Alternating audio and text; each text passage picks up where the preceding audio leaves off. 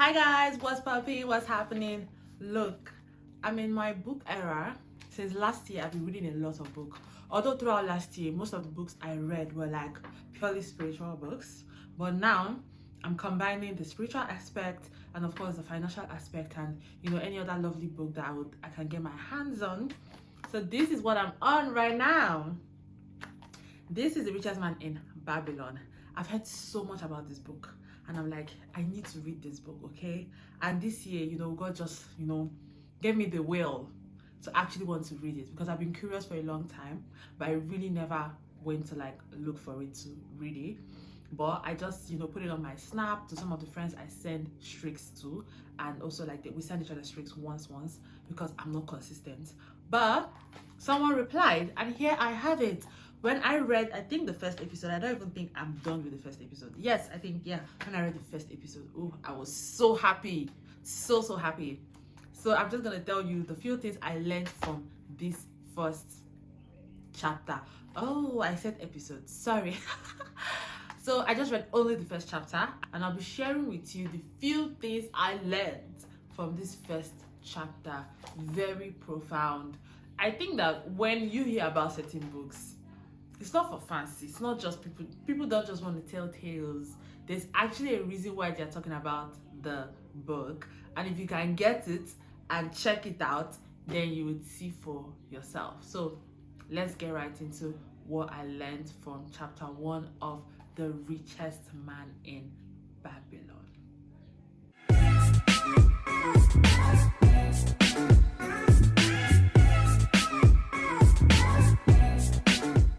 So yes, the first thing I learned from this book will come as I tell this very short story that happened in this book. So Bansia is the main character and Kobe is his best friend, and they are both very poor.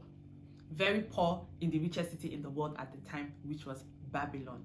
And then one of their friends that they went to school with is the richest man in Babylon at the time.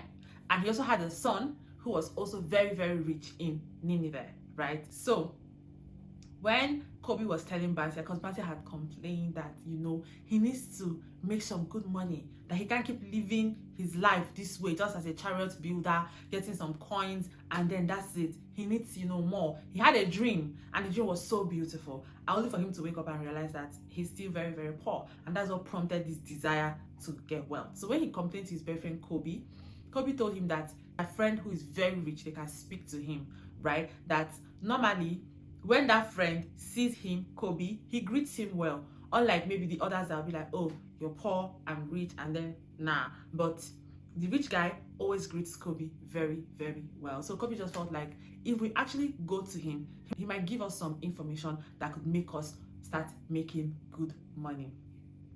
But then Bansia, who was the main character, sometimes our mindset could really be limiting us. He now said that why not he just go and steal from him or steal his purse at the dead of the night? And Kobe rebuked him and said, no. And then he made a statement, and I'll read it out for you.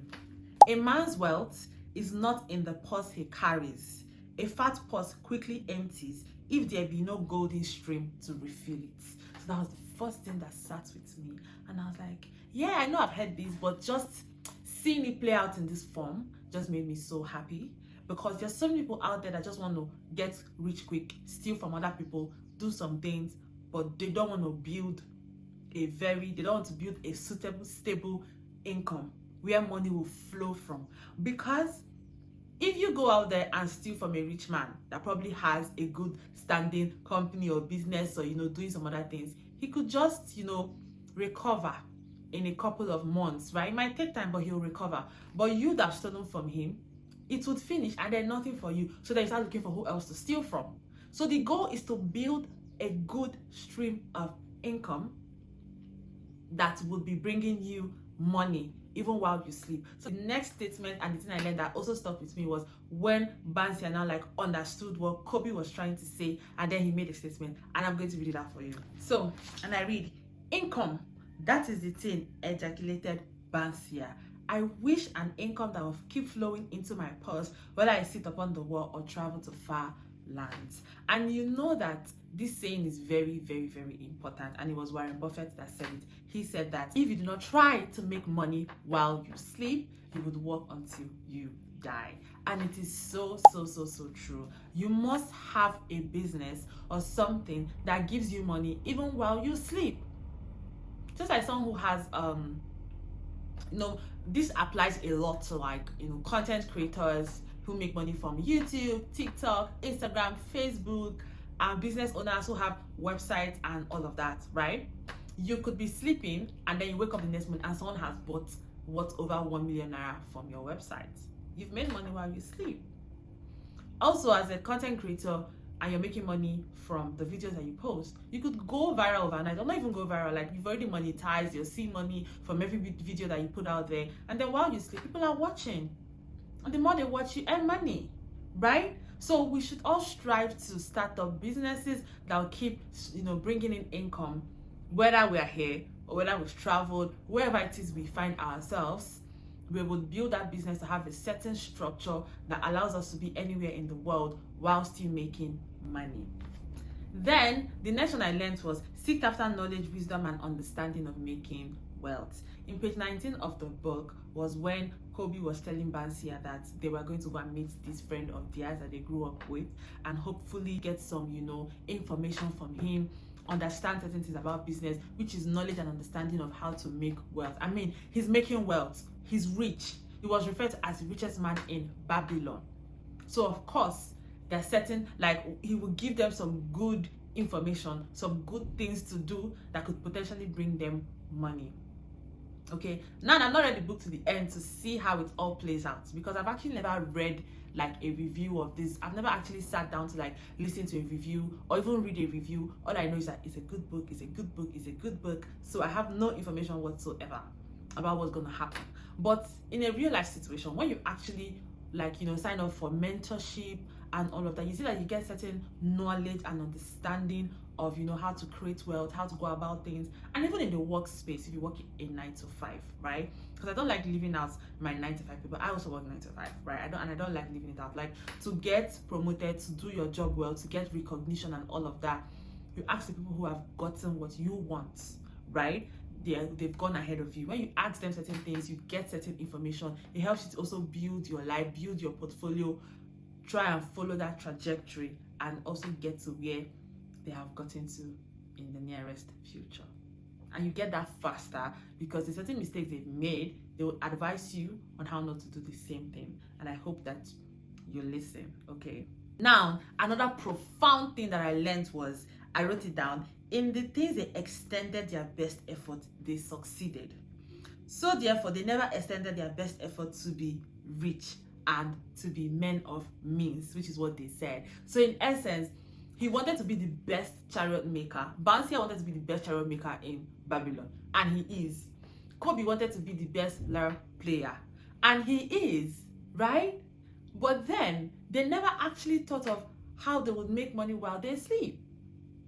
So you see, it's about your thoughts also. Like, you need to start thinking beyond where you are at now.